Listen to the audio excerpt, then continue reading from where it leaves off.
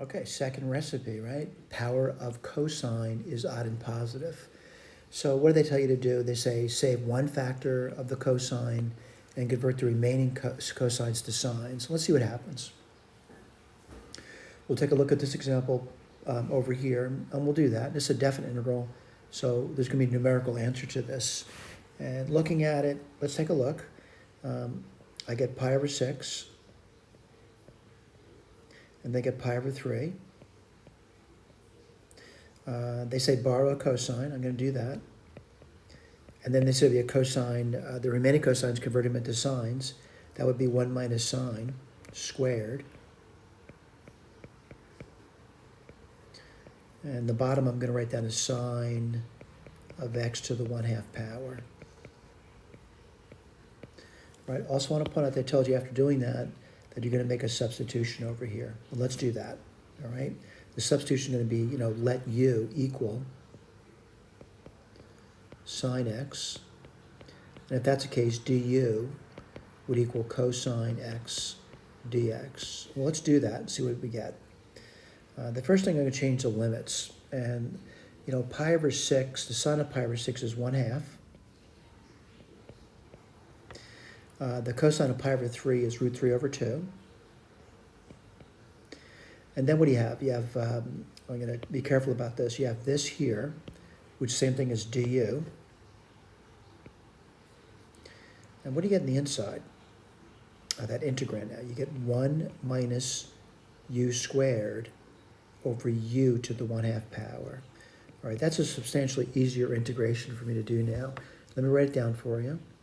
1/2 root 3 over 2. And then you get u to the minus 1/2 minus u. Well, that's going to be, 4 halves minus 1/2 is going to be 3 halves. du. All right? So what I'm going to do now is integrate this. And it really, very simple integration right now. It's u, add 1 to the exponent, so it's going to be 1/2. Divide by half or multiply by 2.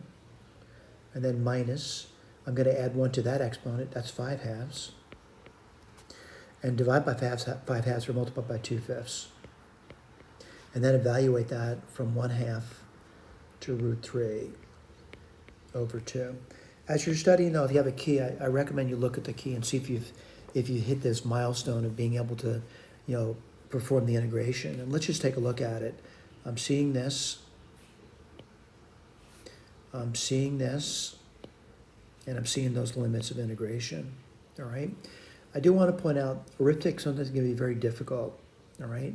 It does say I cheated and used a computer to do the arithmetic. On exams, I want to point out, this would be, it's like the gold standard to get to this over here. Now, certainly, I understand on an exam, most people are nervous. You could simply just write this answer down now. It look kind of crazy looking, but you could write this down. What would you get? 2. And then it would be, let's see, root 3 over 2 to the 1/2 power minus 2/5 root 3 over 2 to the 5/2 power minus, I'm going to do the lower limit now, 2 1/2 to the 1/2 power minus 2/5. Oops, not minus, it's plus, sorry about that. 1/2 to the 5/2. All right? Now, on exam, this would be considered like really good. Like you get there really good. All right? I wouldn't fret so much about doing arithmetic on an exam. Just writing it down is fine. I don't mind that. I mean, if it's really simple arithmetic, do it. It's a little tough, though. This is a little tough to get to this over here. All right? However, I would recommend that you try. Try what? Try to get this.